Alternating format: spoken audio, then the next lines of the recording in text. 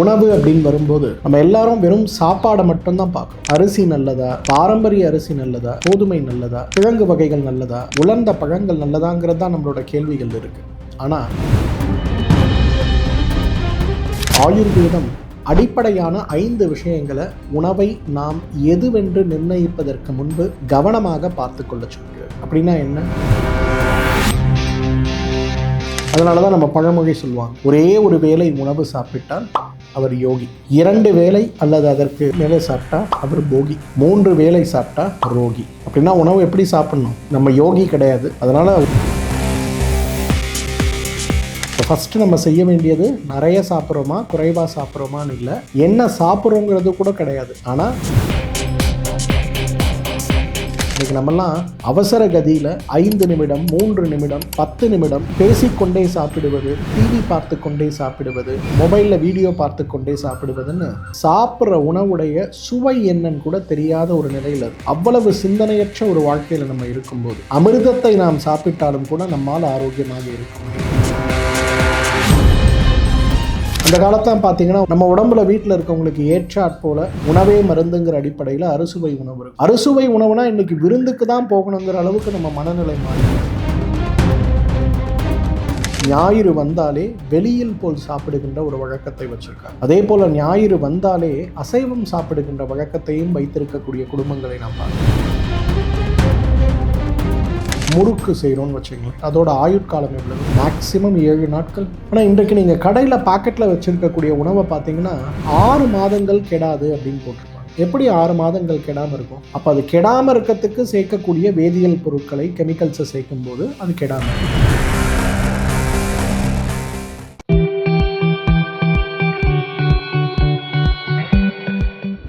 நாயகி TV YouTube நேயர்கள் அனைவருக்கும் உங்களுடைய வெல்னஸ் குருஜியுடைய அன்பான வணக்கங்கள்.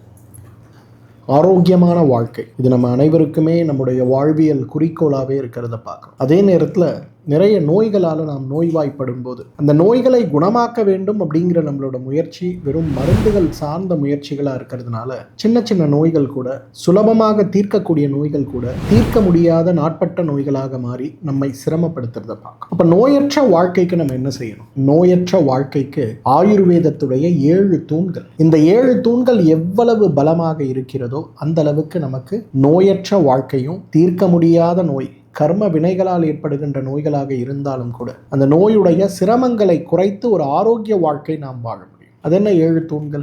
உணவு, நீர், பிராணாயாம பயிற்சிகள், உடல் சுத்தி, மனோசுத்தி, ஆத்ம சுத்தி, அபியாசம் மற்றும் தூக்கம். இந்த 7 தூண்களுமே நம்முடைய ஆரோக்கியத்திற்கு ரொம்ப முக்கியமானது. உணவுல இருந்து நம்ம ஆரம்பிக்கலாம். உணவு அப்படின்னு வரும்போது நம்ம எல்லாரும் வெறும் சாப்பாடை மட்டும்தான் பார்க்குறோம். அரிசி நல்லதா, பாரம்பரிய அரிசி நல்லதா, கோதுமை நல்லதா, கிழங்கு வகைகள் நல்லதா, உலர்ந்த பழங்கள் நல்லதாங்கிறது தான் நம்மளோட கேள்விகள் இருக்கு. ஆனா ஆயுர்வேதம் அடிப்படையான 5 விஷயங்களை உணவை நாம் எதுவென்று நிர்ணயிப்பதற்கு முன்பு கவனமாக பார்த்து கொள்ள சொல்கிறது. அப்படின்னா என்ன?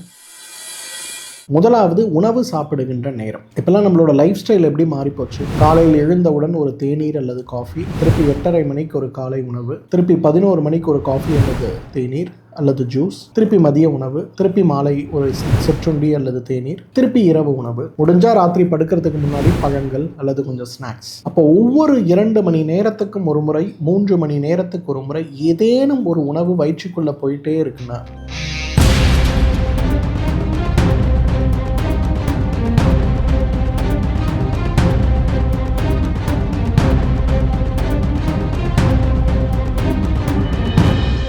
நம்முடைய உடலுடைய சக்தியை உணவை செரிப்பதற்கு மட்டும்தான் பயன்படுத்துகிறதே தவிர ஆக்கப்பூர்வமான திசுக்களுடைய வளர்ச்சிக்கும், நோய் எதிர்ப்பு சக்தி சார்ந்த வளர்ச்சிகளுக்கும், வயதாகின்ற வேகத்தை குறைத்து ஆரோக்கியத்துடன் இளமையுடன் வாழ்வதற்கான முயற்சியையும் செய்வதற்கான ஒரு வழிமுறையையும் ஒரு வாய்ப்பையும் நாம் நம் உடலுக்கு கொடுப்பதே கிடையாது. அதனாலதான் நம்ம பழமொழி சொல்லுவாங்க, ஒரே ஒரு வேளை உணவு சாப்பிட்டால் அவர் யோகி, 2 வேளை அல்லது அதற்கு மேலே சாப்பிட்டா அவர் போகி, 3 வேளை சாப்பிட்டா ரோகி. அப்படின்னா உணவு எப்படி சாப்பிடணும்? நம்ம யோகி கிடையாது. அதனால ஒரு வேளை மட்டும்தான் சாப்பிட்டு இருக்கணும்னு அவசியம் இல்லை. ஆனால் 2 வேளை சாப்பிடலாம் போகி. அப்போ காலை எழுந்தவுடன் உடலை சுத்தப்படுத்துகின்ற நிகழ்வுக்கு பிறகு காலை 10:30 மணிக்கு ஒரு உணவு, திருப்பி மாலை 5:30 மணிக்கு ஒரு உணவு. சைவமோ அசைவமோ, சமைத்த உணவோ சமைக்காத உணவோ எதாக இருந்தாலுமே ஒரு நாளைக்கு 2 வேளை மட்டும் உணவு சாப்பிடுகின்ற ஒரு சிறு மாற்றத்தை நாம் கொண்டு வந்தாலே ஜீரண மண்டலத்தில் நாம் உண்ணுகின்ற உணவு மிகப்பெரிய அளவில் உடலில் சேர்ந்து உடலுடைய ஆரோக்கியத்தை மேம்படுத்துவதை பார். இப்போ ஃபர்ஸ்ட் நம்ம செய்ய வேண்டியது நிறைய சாப்பிட்றோமா குறைவா சாப்பிட்றோமான்னு இல்லை, என்ன சாப்பிட்றோங்கிறது கூட கிடையாது. ஆனால் நிறைய நேரங்களில் வகை வகையான உணவுகள் சாப்பிடக்கூடாது. இந்த மாதிரி உணவு முறைகளில் இருக்கிறவங்க இன்னைக்கு யாரை நீங்கள் பார்த்தாலும் அவங்க ஆரோக்கியம் நன்றாக இருக்கிறத பார்க்க. 2வது விஷயம், இன்றைக்கு உணவை நொறுங்க தின்கிறோமா அப்படிங்கிறது தான் அடுத்த கேள்வி. நொறுங்க தின்றால் 100 வயதுன்னு சொல்லுவோம்.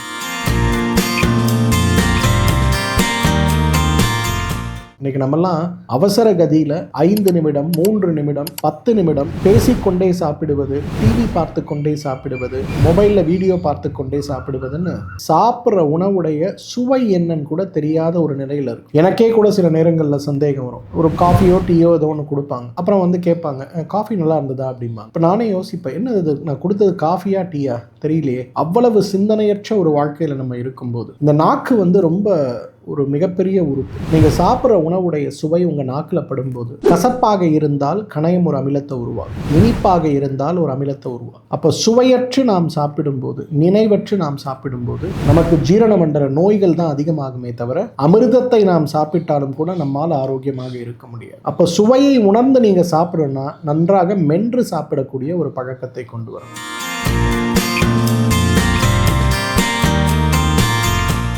ஒரு கவலம் உணவை நீங்க வாயில போட்டு மென்று சாப்பிட்றீங்க அப்படின்னா 7 முறை அதை மெல்ல வேண்டும். அதே போல சாப்பிடும்போது தண்ணீர் அருந்தக்கூடாது. நீங்க சாப்பிடுகின்ற உணவில் இருக்கக்கூடிய அந்த அரிசி பருப்பு எதாக இருந்தாலுமே அதை மென்று சாப்பிடும்போது வாய் சுரக்கின்ற உமிழ்நீரே உங்க வயிற்றுக்குள்ள தண்ணீராக போகும்போது தண்ணீர் குடிக்க வேண்டிய அவசியமே உங்களுக்கு கிடையாது. அதை முதல்ல புரிஞ்சுக்கணும்.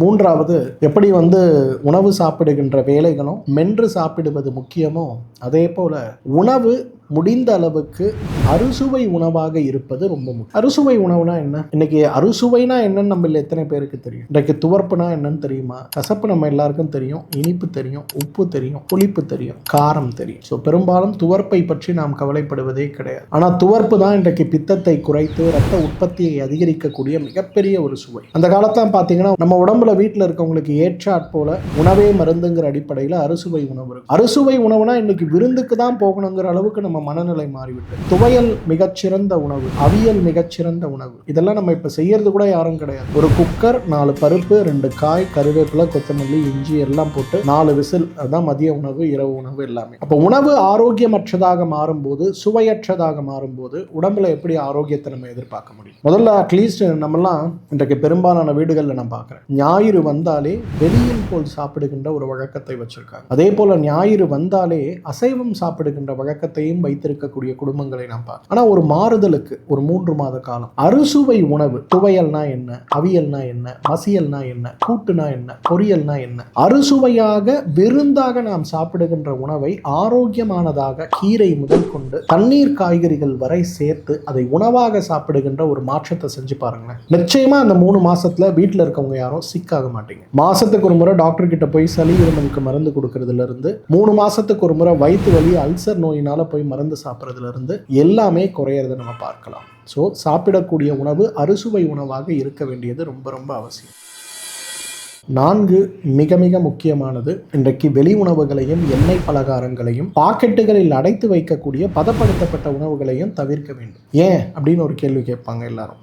ஏன் தெரியுமா? நீங்கள் பேக்கெட்டில் இருக்கக்கூடிய பெரும்பாலான உணவுகளில் EDCன்னு சொல்லக்கூடிய ஒரு கெமிக்கல் இருக்குதுப்பா, எண்டோக்ரைன் டிஸ்டர்ப்டிவ் கெமிக்கல்ஸ்னு அதுக்கு பேர். இப்போ பொதுவாக நம்ம வீட்டில் சுத்தமான அரிசி, சுத்தமான எண்ணெய் கொண்டு கைப்படாமல் அழகாக சுத்தமாக செய்யக்கூடிய ஒரு முறுக்கு செய்கிறோன்னு வச்சுங்களேன், அதோட ஆயுட்காலம் எவ்வளவு? மேக்சிமம் 7 நாட்கள். ஆனால் இன்றைக்கு நீங்கள் கடையில் பாக்கெட்டில் வச்சுருக்கக்கூடிய உணவை பார்த்தீங்கன்னா 6 மாதங்கள் கெடாது அப்படின்னு போட்டிருப்பாங்க. எப்படி 6 மாதங்கள் கெடாமல் இருக்கும்? அப்போ அது கெடாமல் இருக்கிறதுக்கு சேர்க்கக்கூடிய வேதியியல் பொருட்களை, கெமிக்கல்ஸை சேர்க்கும் போது அது கெடாமல் இருக்கும். ஆனால் அவை நம்ம உடம்புக்குள்ளே போய் என்ன மாற்றத்தை ஏற்படுத்தும் அப்படிங்கிறத நம்ம பார்க்குறோமா?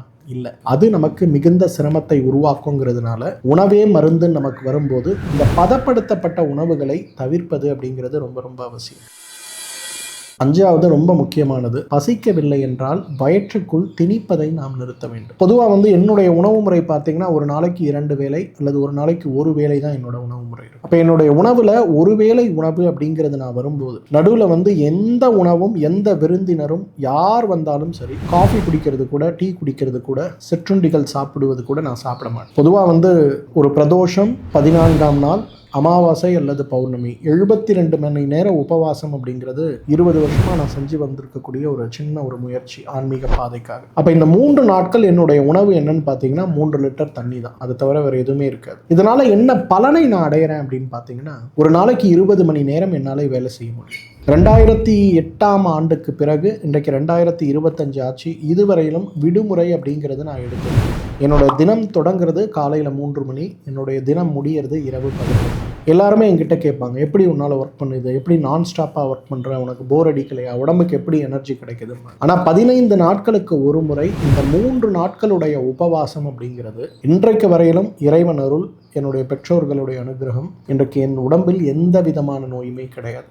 காரணம் என்னன்னா இந்த உபவாசம் தான். பசிக்காமல் சாப்பிடக்கூடாது அப்படிங்கிற ஒரு பழக்கத்தை முழுமையாக நம்ம வைத்துக் கொள்ள வேண்டும். நம்மெல்லாம் என்ன நினைக்கிறோம்னா, ஆர்கானிக் ஃபுட் நல்லது, வேக வைத்த உணவு நல்லது, பாரம்பரிய அரிசி வகைகள் நல்லதுன்னு தான் நினைக்கிறோமே தவிர, ஆனால் எப்படி சாப்பிடணுங்கிற முறைகளை நாம் புரிந்து கொள்வது கிடையாது. நான் சொன்ன 5 பாயிண்ட்ஸ் என்னங்கிறத நீங்களே உட்காந்து யோசிச்சு பாருங்க. இந்த 5 பாயிண்ட்ஸை நீங்க செஞ்சுட்டு உங்க உணவு முறைகள்லாம் மாத்திட்டு ஒரு 2 மண்டலம், அதிகமாக வேண்டாம், ஒரு 96 டேஸ் 100 டேஸ் கணக்கு வச்சுங்களேன். இந்த 100 டேஸ் இதை முயற்சி பண்ணிட்டு பிறகு உங்களோட ஆரோக்கியம் எப்படி இருக்குன்னு பாருங்க. ரொம்ப உடம்பு விழிப்புணர்வோடு இருக்கிறத பார்க்க முடியும். உடல் அசதி முற்றிலுமாக மறைந்து போய் இருக்கிறத பார்க்க முடியும். உங்களுக்கு சக்கரை நோயோ, கொழுப்பு நோயோ, ரத்த கொதிப்போ ஏதாவது இருக்குன்னா அதுவும் மறைந்து போயிருக்கிறத நீங்க பார்க்க முடியும். குறைந்து போய் கட்டுக்குள் இருப்பதை பார்க்க முடியும். ஆழ்ந்த உறக்கம், காலை எழுந்த உடனேயே உடல்ல கழிவுகள் வெளியேறுவது, உடம்புல இருக்கக்கூடிய தசைகள்ல வரக்கூடிய வலி, வேதனை, தேவையற்று ஏற்படக்கூடிய கோபமான எரிச்சலான மனநிலை, இவை அனைத்துமே மாறி போயிருக்கிறத நம்ம பார்க்க முடியும். உணவே மருந்து அப்படின்னும் போது